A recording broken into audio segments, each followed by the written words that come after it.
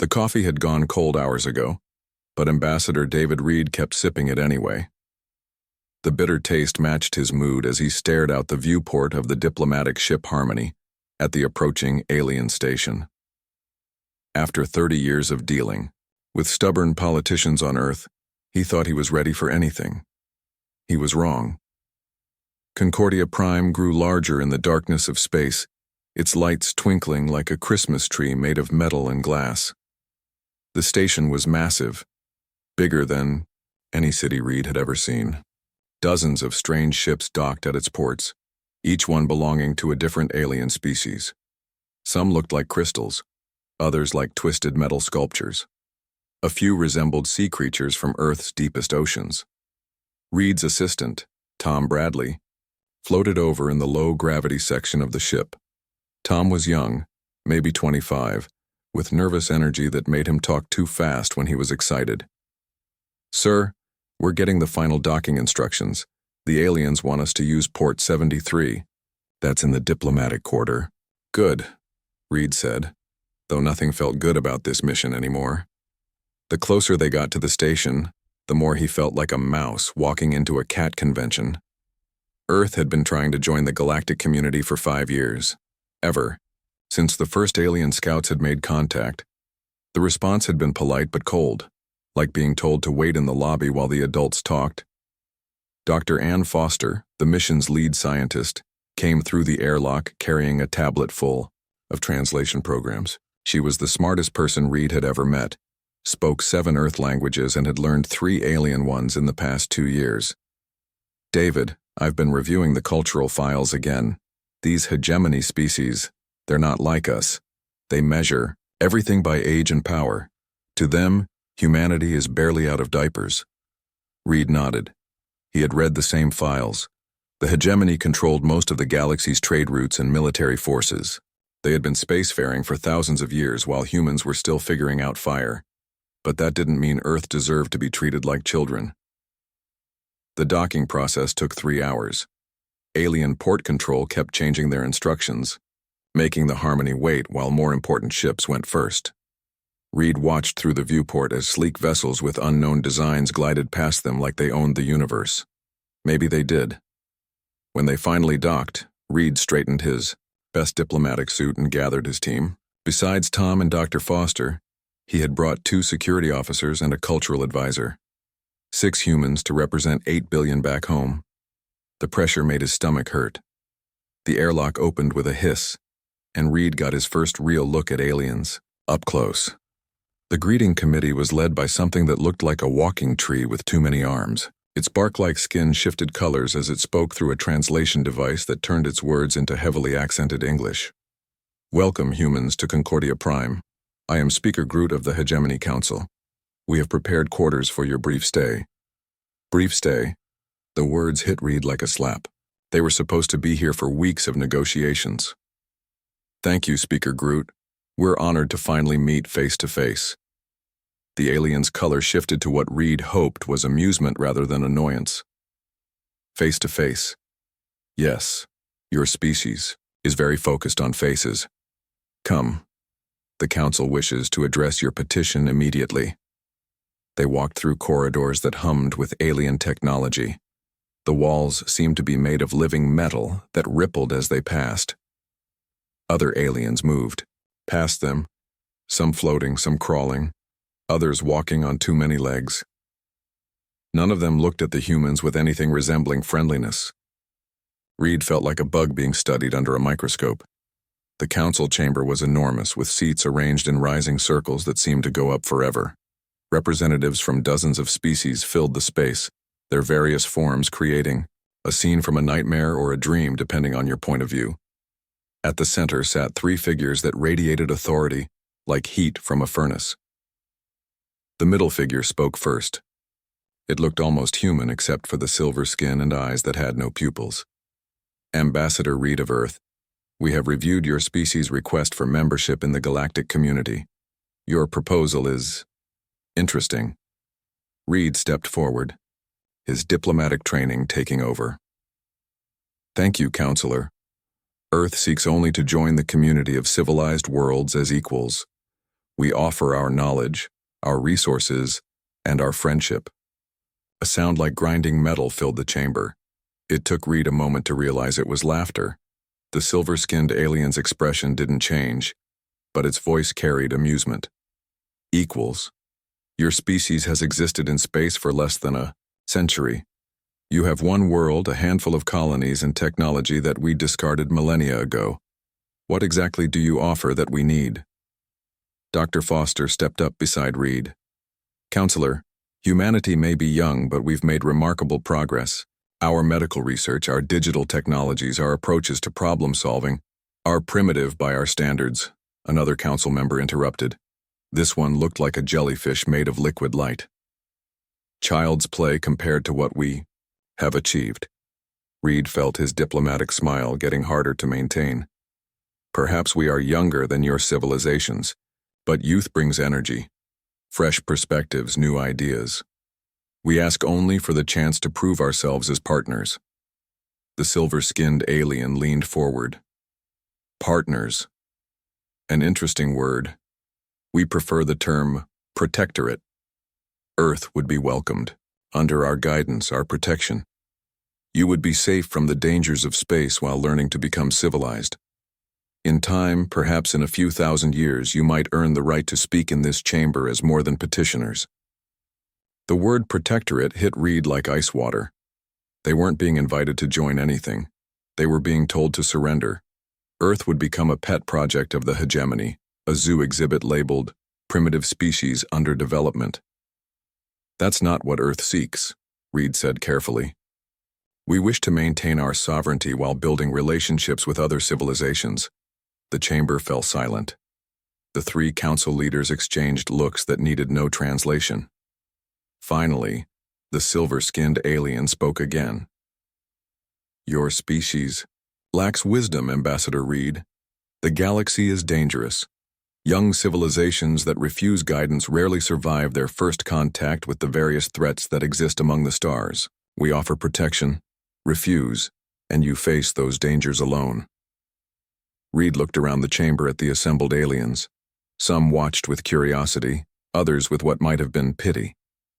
A few seemed actively hostile, their postures screaming, "Threat in any language." We appreciate your concern, Reed said finally. But humanity has always chosen to face its challenges with courage rather than accept slavery disguised as protection. The word slavery hit the chamber like a bomb. Several aliens made angry noises while others seemed impressed by his boldness.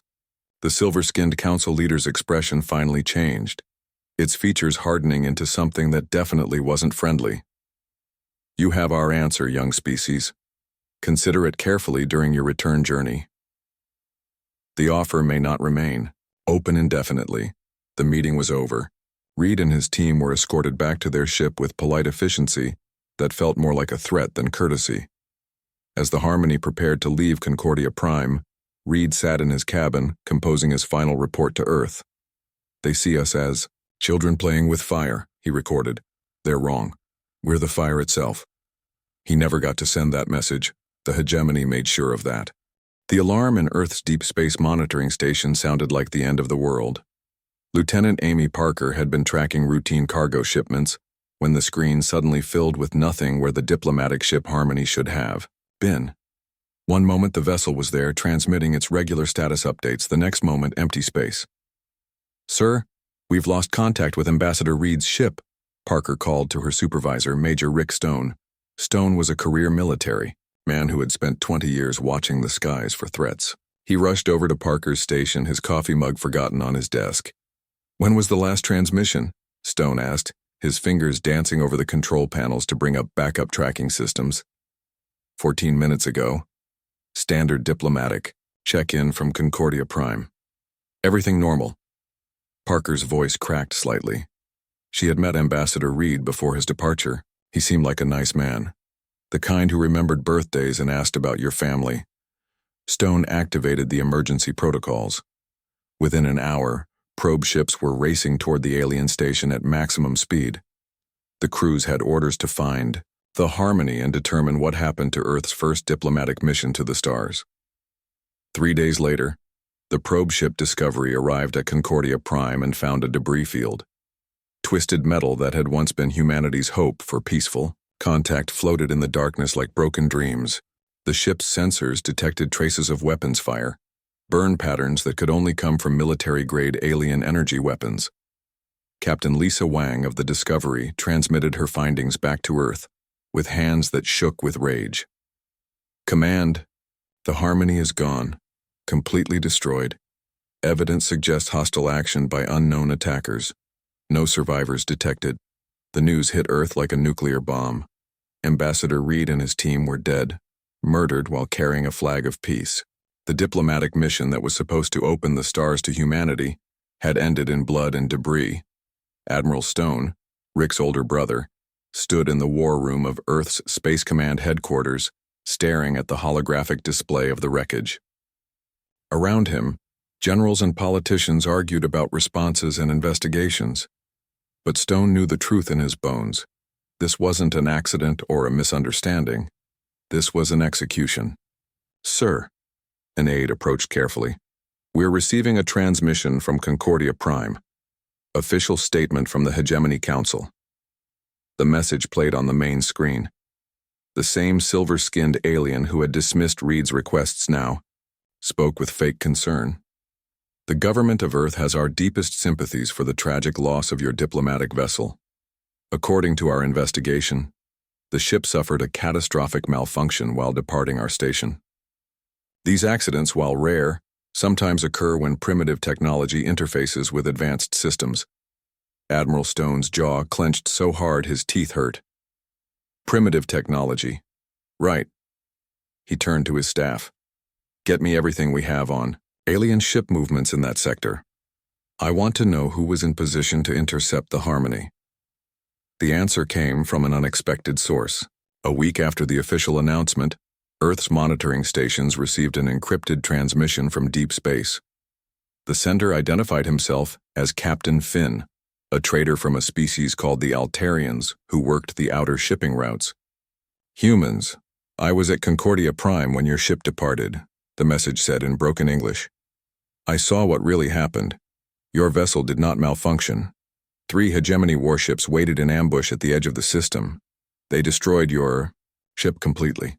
No warning, no chance to surrender. I have recordings if you want proof. The recordings showed everything. Ambassador Reed's ship leaving the station on a routine departure course.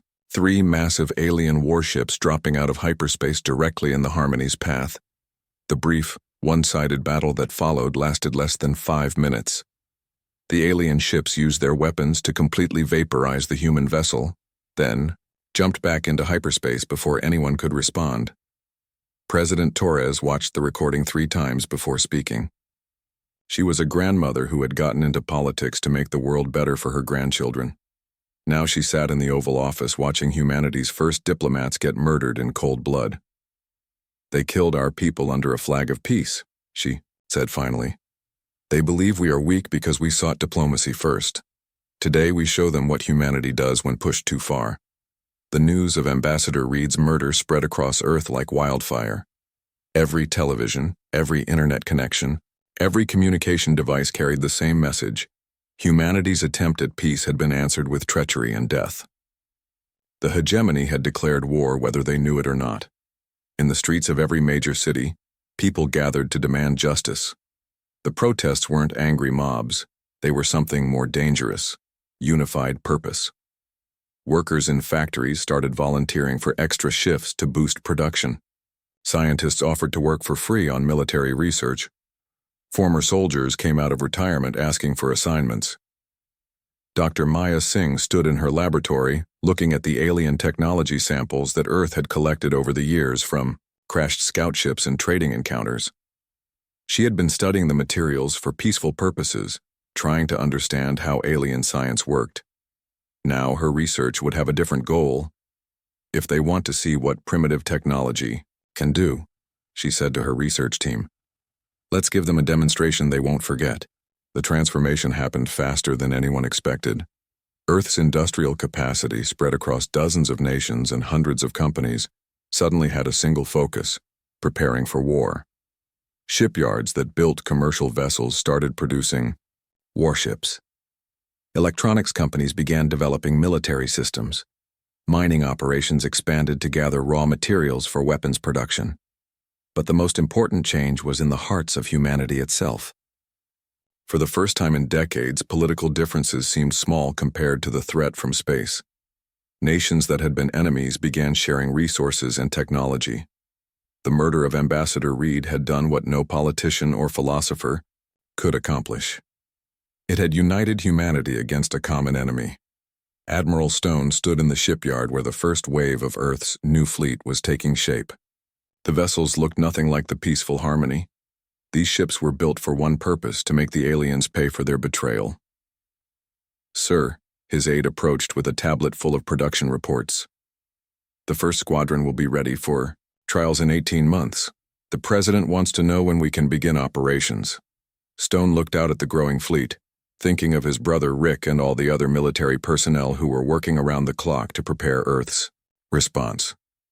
"Tell the President we're not rushing into anything. When we move, it won't be a diplomatic mission. It will be a reckoning." In the depths of space, the hegemony's leaders congratulated themselves on handling the human problem efficiently. They had eliminated the troublesome diplomats and sent a clear message about humanity's place in the galaxy. The primitive species would now understand that their survival depended on accepting hegemony protection. They had no idea what they had unleashed. Humanity had been willing to be friends, partners, even junior members of a galactic community. But the aliens had chosen to be enemies instead.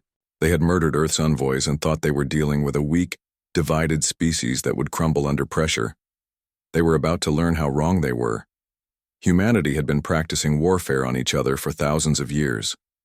Now they had a common enemy worthy of their undivided attention.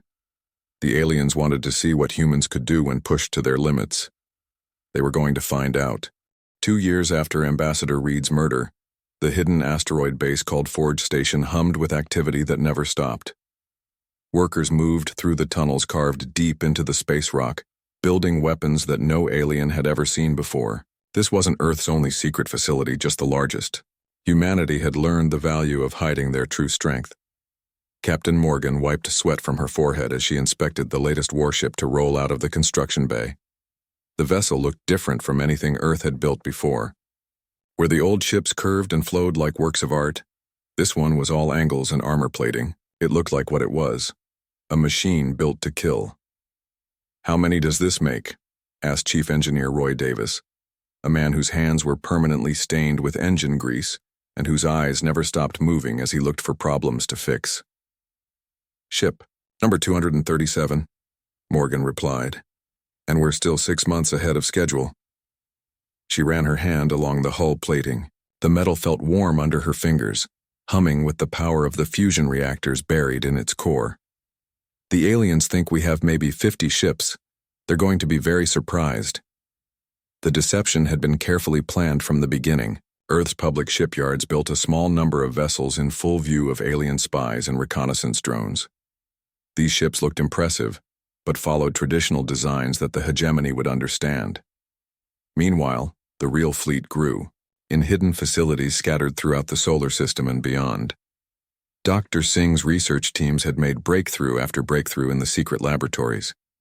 They had taken apart every piece of alien technology Earth possessed, learned how it worked, then figured out ways to make it better.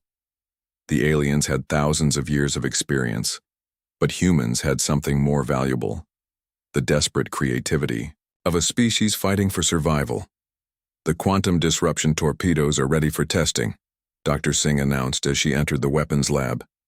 Her team had been working on the project for 18 months, trying to weaponize a scientific discovery that most aliens considered impossible. The theory was simple. If you could disrupt the quantum bonds holding matter together, you could make any target simply fall apart at the molecular level. Lieutenant Jack Meyer, the weapons testing officer, looked nervous as he prepared the firing range. "Ma'am, are you sure this is safe? The computer models show some pretty scary possibilities if something goes wrong." Dr. Singh smiled grimly. "Nothing about this war is safe, Lieutenant. The aliens murdered our diplomats. Safe went out the window 2 years ago. She activated the test sequence, and a small torpedo launched across the testing range toward a derelict alien ship Earth had captured years earlier. The weapon struck its target and simply erased it. One moment there was a ship, the next moment there was empty space filled with free-floating atoms. No explosion, no debris, just nothing where something used to be. The entire test team stood in stunned silence for several seconds. "Well," Dr. Singh said finally, "I think that works." While the scientists built better weapons, the military trained with intensity that bordered on obsession. Every soldier, every pilot, every naval officer knew that humanity's survival might depend on their performance in the coming conflict. They practiced maneuvers that alien military doctrine said were impossible, trained with weapons that pushed the limits of physics, and prepared for a war unlike anything the galaxy had ever seen. General Wright stood on the observation deck of the training station watching human soldiers practice boarding actions against mock-up alien ships. The troops moved with precision that came from endless repetition, but more importantly, they moved with purpose. Every person in the facility knew why they were there. "Sir," his aide approached with the latest intelligence reports. "Hegemony. Fleet movements show they're not taking any special precautions. Their ships are still following standard patrol routes, standard formations. They really don't see us as a threat." Wright nodded, watching his soldiers practice techniques that would have made their ancestors proud. Fast, brutal, efficient. No wasted motion, no hesitation. "Good. Let them think we're harmless.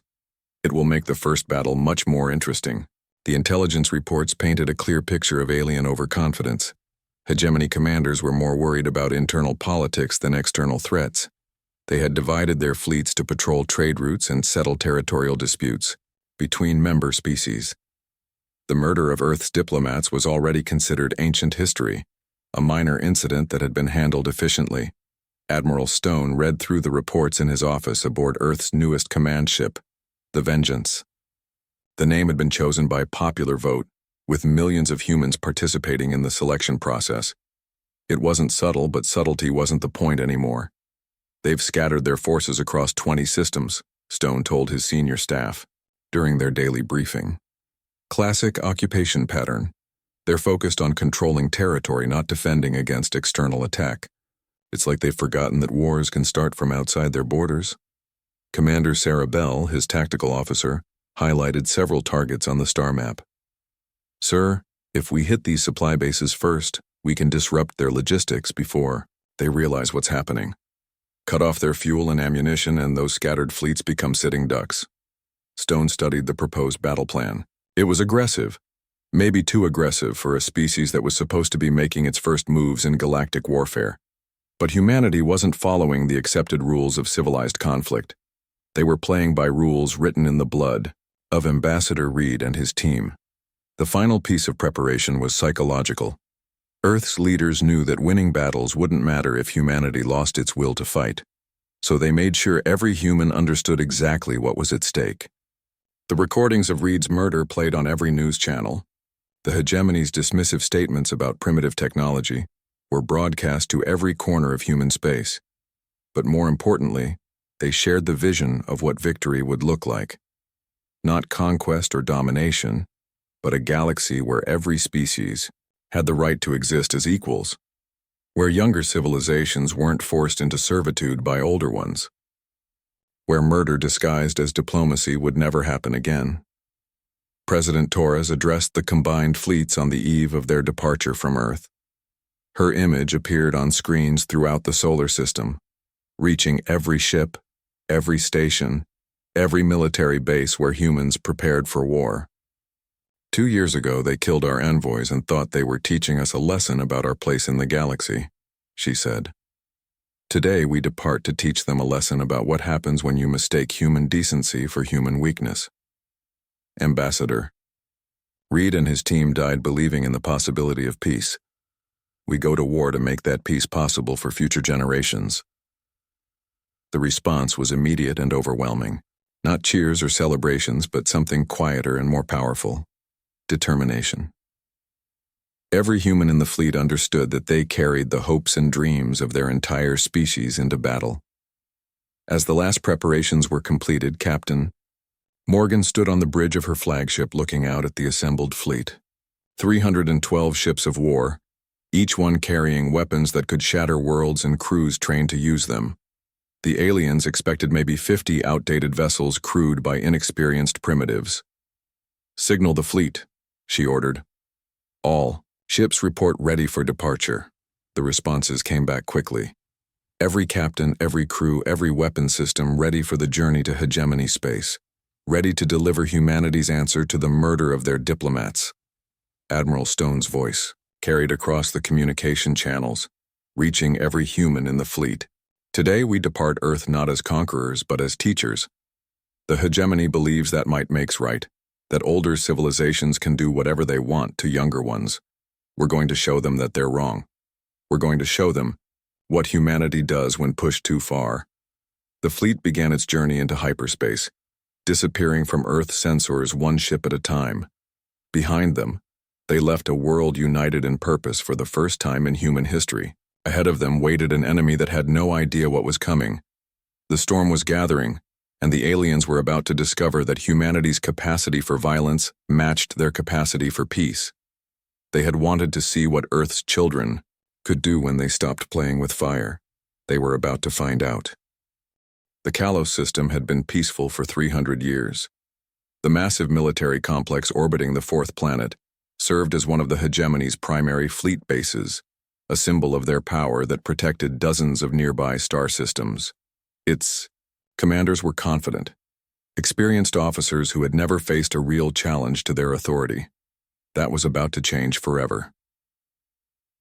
Commander Vash of the Hegemony Defense Force was reviewing routine patrol reports when his sensors officer made a sound like choking. Vash looked up from his datapad to see every screen in the command center flashing red warning signals. "Sir, we're detecting hyperspace exits on the system perimeter," the officer reported, his voice climbing higher with each word. "Multiple contacts. Very large energy signatures." Vash moved to the tactical display, expecting to see a trading convoy or perhaps a diplomatic mission that had gotten lost. What appeared on his screens made his foreheart skip several beats. Hundreds of ships were emerging from hyperspace in perfect formation, moving toward Kalos with obvious hostile intent.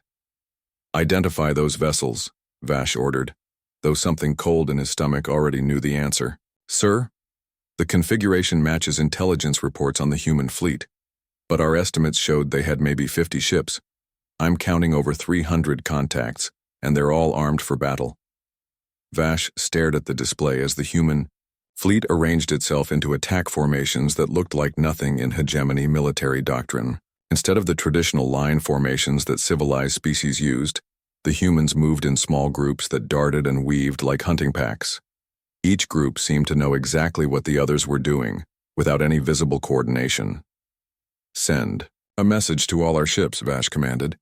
"Battle stations, launch all fighters, contact High Command and tell them the humans have arrived in force." He paused, watching the alien formations continue their approach. "And tell them we may need reinforcements." Admiral Stone stood on the bridge of the Vengeance, watching his fleet execute the battle plan they had practiced for 2 years. Every ship knew its role. Every captain understood the tactics that would make this engagement a lesson the galaxy would never forget. "Sir, the aliens are launching fighters," reported Lieutenant Commander Hayes, his tactical officer. "Standard defensive formation. They're trying to create a screening force while their heavy ships position for long-range engagement." Stone nodded. The hegemony was following their traditional playbook, treating this like any other battle they had fought over the centuries. They expected humanity to mirror their tactics, to follow the accepted rules of civilized warfare. They were wrong. "Signal the wolf packs," Stone ordered. "Begin attack pattern 7. The human fleet suddenly scattered like a school of fish, breaking apart into dozens of small groups that accelerated toward the alien defenses at speeds that defied hegemony expectations.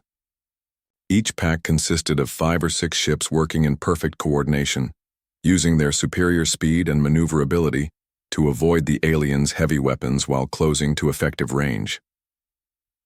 Captain Morgan led Wolfpack Alpha directly toward the center of the alien formation, her ships weaving between energy blasts that could have vaporized mountains. The aliens were good shots, but they were aiming at where human ships had been, not where they were going. "Target the command ship," Morgan ordered her weapons officer. "Load quantum disruption torpedoes." The alien flagship was a massive vessel covered in weapon turrets and defensive systems. It had survived dozens of battles over the centuries, its armor scarred but unbroken. The quantum torpedoes struck its shields and passed through them like they weren't there, hitting the hull with devastating effect.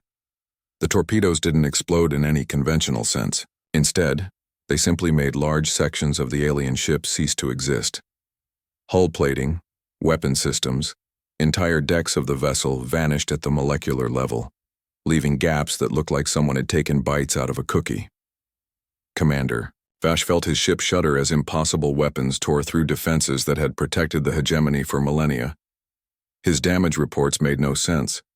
Entire sections of his vessel were simply gone, not destroyed or damaged, but erased as if they had never existed. "Sir, we've lost decks 14 through 18, his engineering officer reported, panic creeping into his voice. "Not damaged, sir. Gone. There's nothing there anymore." The battle quickly turned into a nightmare for the hegemony defenders. Human ships moved in patterns that seemed chaotic, but were actually carefully coordinated attacks designed to confuse and overwhelm traditional defenses. Where alien doctrine called for orderly formations and disciplined fire, humans brought organized chaos that struck from unexpected angles. Lieutenant Colonel Pete Anderson commanded one of the human boarding groups, specialized teams trained to capture alien technology and prisoners. His ships attached themselves to damaged hegemony vessels like parasites, cutting through hull plating with plasma torches and sending soldiers into the alien corridors. "Remember the briefings," Anderson told his troops as they prepared to board an alien cruiser. "These species have been spacefaring for thousands of years, but they've gotten soft. They expect wars to follow rules. We don't follow rules. We win." The boarding actions proved just as devastating as the ship-to-ship combat. Alien crews trained for civilized warfare found themselves facing humans who treated every corridor like a battlefield and every room like a potential ambush point. The aliens had superior individual technology, but humans had superior tactics and the desperate fury of a species fighting for its survival. The tide of battle became clear within the first hour. Hegemony ships that had dominated space lanes for centuries found themselves outgunned, outmaneuvered, and outfought by vessels built by a species they considered barely civilized.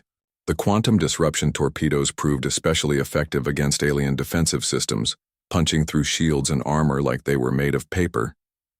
Commander Blake led Squadron 7 in a precision strike against the alien supply depot, a massive station that served as the logistics hub for the entire Kalos system. His ships moved in a coordinated attack that targeted critical systems with surgical precision, disabling the station's defenses before delivering the killing blow. "Target the reactor complex," Blake ordered. "We want this station disabled, not destroyed. We need the intelligence data intact." The attack succeeded perfectly. The supply depot went dark, its defensive systems offline and its crew surrendering rather than face the terrifying human weapons that could erase matter at the quantum level. The capture of the station gave humanity access to hegemony military, codes, fleet positions, and tactical data that would prove invaluable in future engagements. As the battle wound down, the extent of humanity's victory became clear. The Kalos Defense Force, one of the hegemony's most powerful military installations, had been completely destroyed or captured in less than 6 hours. Not a single human ship had been lost, though several had taken damage that would require repairs. Admiral Stone surveyed the wreckage of the alien fleet from his command bridge. Dozens of hegemony warships floated dead in space, their hulls bearing the distinctive wounds left by quantum disruption weapons. The few alien survivors were already being processed by human intelligence teams, eager to learn more about their enemy's capabilities. "Signal the fleet," Stone ordered. "Secure all prisoners and salvage. Intelligence teams have priority access to captured vessels and stations. Medical teams are authorized to treat alien wounded according to human standards, not hegemony protocols." The last part was important. One of the ways humanity would differentiate itself from their enemies was in how they treated prisoners and civilians. The aliens had murdered diplomats under a flag of truce. Humans would show them what civilized behavior actually looked like. The news of the victory at Kalos spread through hegemony space faster than their fastest ships. For the first time in centuries, one of their major military installations had been completely destroyed by an outside force. The primitive humans had demonstrated capabilities that their intelligence services had completely missed. More importantly, the battle had been recorded by long-range sensors throughout the region. Dozens of alien species had watched the engagement. Seeing how easily the supposedly invincible hegemony forces had been defeated, the political implications would take weeks to fully understand. But the immediate military consequences were clear. Humanity had announced itself to the galaxy, not as supplicants seeking acceptance, but as warriors demanding respect. They had shown that youth and determination could triumph over age and arrogance. They had proven that the murder of Ambassador Reed would not go unanswered. As the human fleet prepared to leave the Kalos system, Admiral Stone composed his report to Earth. Command: the enemy has been engaged and decisively defeated. Casualty reports attached. We are proceeding to Phase 2 operations. The galaxy now knows that humanity will not be intimidated, dominated, or dismissed. He paused before adding the final line, Ambassador Reed and his team have been avenged. The real war begins now. The war that followed the Battle of Kalos lasted 8 months and changed the galaxy forever. What started as a simple military conflict became a complete restructuring of galactic power as species after species watched humanity's unconventional tactics tear through centuries of established military doctrine. General Wright stood in the command bunker on the contested world of New Athens, watching his troops advance through alien defensive positions that had been considered impregnable for over 1,000 years. The planet served as a major industrial center for the hegemony, producing advanced weapons and starship components. Taking it would cripple their war production and send a message that nowhere was safe from human retaliation. Sir, 3rd Battalion has broken through the northern defensive line, reported Colonel Martinez, his voice crackling over the communication system.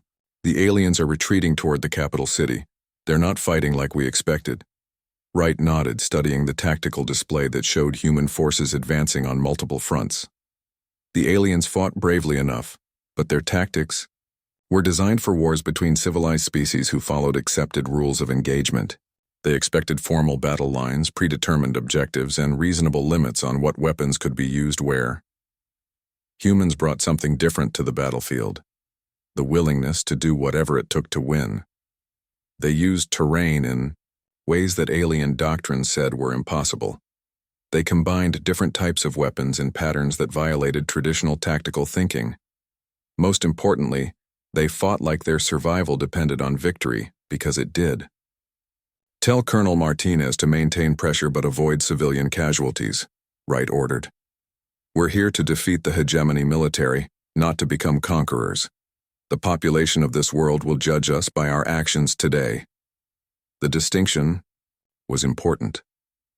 Throughout the war, humanity had been careful to differentiate between military targets and civilian populations. Where the hegemony had murdered diplomats and threatened entire worlds, humans struck only at military installations and infrastructure. It was a calculated strategy that paid dividends as neutral species watched the conflict unfold. The siege of New Athens lasted 3 weeks, but the outcome was never in doubt. Human ground forces moved with the same tactical flexibility their space fleets had demonstrated at Kalos. They adapted to alien defensive positions faster than the defenders, could adjust their strategies. When conventional assault failed, they found alternative approaches. When direct confrontation proved costly, they used deception and misdirection. Dr. Singh watched from orbit as her latest weapons performed beyond expectations on the battlefield below.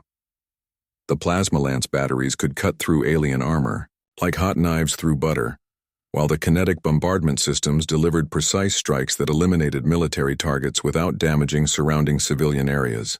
The aliens are requesting a ceasefire, reported Captain Foster from the communication station. They want to discuss terms for the surrender of the planet.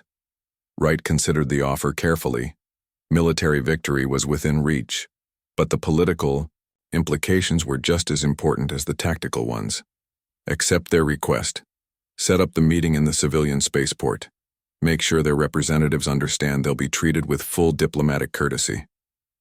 The surrender ceremony became a symbol of how humanity intended to conduct the war. Instead of demanding unconditional capitulation, Wright offered terms that protected civilian populations while removing military threats. Alien soldiers who laid down their weapons were treated as prisoners of war according to human standards, which were considerably more humane than hegemony protocols.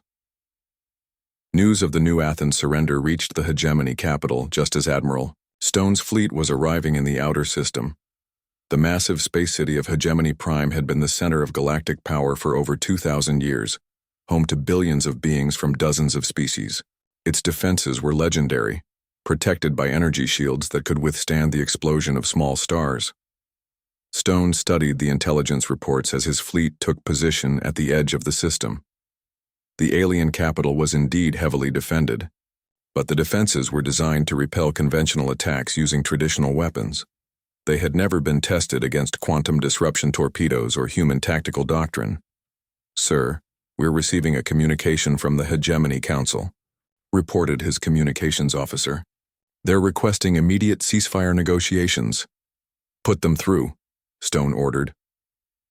He had been waiting for this moment since the day Ambassador Reed's ship was destroyed. The main screen activated, showing the same silver-skinned alien who had dismissed Earth's diplomatic mission 3 years earlier.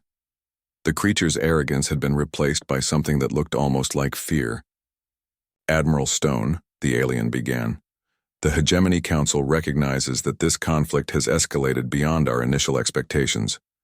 We are prepared to discuss terms for ending hostilities and establishing a new relationship between our civilizations." Stone's expression didn't change. "Counselor, 3 years ago you murdered our diplomats and told us we were too primitive to deserve respect. Now you want to negotiate. The irony is not lost on us." "The situation has changed," the alien replied. "Your species has demonstrated capabilities that were not apparent during our initial contact. We are willing to reconsider Earth's status within the galactic community." "Our status is no longer your decision to make," Stone said calmly. "However, we are willing to discuss terms for your surrender. The individuals responsible for Ambassador Reed's murder will be turned over for trial. The hegemony will formally recognize the independence and sovereignty of all member species. Reparations will be paid for the damage caused by your unprovoked attack on our diplomatic mission." The alien's color shifted to what Stone had learned indicated extreme agitation. "Those terms are unacceptable. The hegemony has maintained galactic order for millennia. We cannot simply abandon our responsibilities." "You should have thought of that before you decided to murder our envoys," Stone replied. "You have 6 hours to consider our terms. After that, we will demonstrate what happens when you mistake human mercy for human weakness." The transmission ended, leaving Stone alone with his tactical staff to plan the final phase of the war. The quantum disruption weapons had proven effective against every target they had faced, but Hegemony Prime's defenses were unlike anything they had encountered before. This would be humanity's greatest test. Dr. Singh worked frantically in her laboratory ship to prepare the special weapons that would be needed to penetrate the capital's shields. The quantum disruption effect could theoretically affect any matter, but the energy requirements increased exponentially with the size and complexity of the target. Breaking through planetary defenses would require every breakthrough her teams had made over the past 3 years. "The calculations show it's possible," she reported to Admiral Stone. "But we'll need perfect coordination between all fleet elements. One mistake and the shields will adapt to our frequency before we can penetrate them." Stone nodded. "We've come too far to fail now. Ambassador Reed deserves justice, and the galaxy deserves to see what happens when established powers think they can murder diplomats without consequences." The 6-hour deadline passed without response from the Hegemony Council. Stone gave the order to begin the final assault, knowing that the next few hours would determine whether humanity emerged as a galactic power or was crushed by forces beyond their understanding. The attack on Hegemony Prime became the most complex military operation in human history. Every ship in the fleet had a specific role. every weapon system precisely calibrated to work in coordination with dozens of others. The quantum disruption torpedoes launched simultaneously from multiple angles, their combined effect creating resonance patterns that overwhelmed the capital's ancient defenses. The shields that had protected Hegemony Prime for 2 millennia flickered and died in less than an hour. But instead of destroying the helpless city, Stone ordered his fleet to hold position and broadcast a simple message to the population below. Citizens of Hegemony Prime, this is Admiral Stone of the Earth Defense Force. Your military has been defeated and your leader's crimes against humanity have been answered. We did not come here as conquerors but as advocates for justice. Those responsible for murdering our diplomats will face trial. The rest of you will be free to choose your own path among the stars. The surrender came 12 hours later. The Hegemony Council, faced with the complete collapse of their military power and the defection of dozens of member species, agreed to all human terms. The individuals who had ordered Ambassador Reed's death were turned over for trial, where they faced justice under laws that protected the rights of both accusers and accused. But the most important change was in the galaxy itself. Species that had been forced into the hegemony's sphere of influence began declaring independence. Younger civilizations that had been told they were too primitive for self-governance started, building their own fleets and establishing their own territories. The rigid hierarchy that had dominated galactic politics for centuries began to crumble. President Torres stood before the United Nations General Assembly 6 months after the war's end, addressing not just humanity, but representatives from dozens of alien species who had come to Earth seeking new relationships based on equality rather than domination. Ambassador Reed and his team did not die in vain, she said, looking out at the mixed crowd of humans and aliens. Their sacrifice showed us that some principles are worth fighting for. The right of every intelligent species to determine its own destiny. The right of young civilizations to grow and learn without interference from older ones. The right of diplomats to carry messages of peace without fear of murder. The memorial service for Ambassador Reed was attended by representatives from 47 different species, many of whom had gained their independence as a direct result of humanity's war against the hegemony. The monument bore a simple inscription. They sought peace among the stars and found war instead. Their courage lit the way for all who came after. Admiral Stone retired from active duty, but remained as an advisor to Earth's diplomatic corps, helping to build the new galactic order that emerged from the ashes of hegemony domination. The principles he helped establish became known as the Reed Doctrine, that strength should protect freedom, not destroy it, and that justice delayed is justice denied. The galaxy had learned a hard lesson about the price of hubris. The hegemony's leaders had believed their age and power made them untouchable. They had murdered Earth's envoys thinking they were dealing with primitives who would accept whatever treatment they received. Instead, they had awakened something that changed the course of galactic history. Humanity had proven that youth and determination could triumph over age and arrogance, that justice could prevail over power, and that those who would threaten the innocent must face the consequences of their actions. The stars themselves seemed brighter now, filled with the light of freedom rather than the shadow of oppression. Ambassador Reed's dream of peaceful coexistence among equals had finally come true. Born from the ashes of war and watered with the blood of those who died believing in something greater than themselves. Humanity had struck back not just for revenge, but for the future of every species that would seek its place among the stars. The galaxy would never be the same.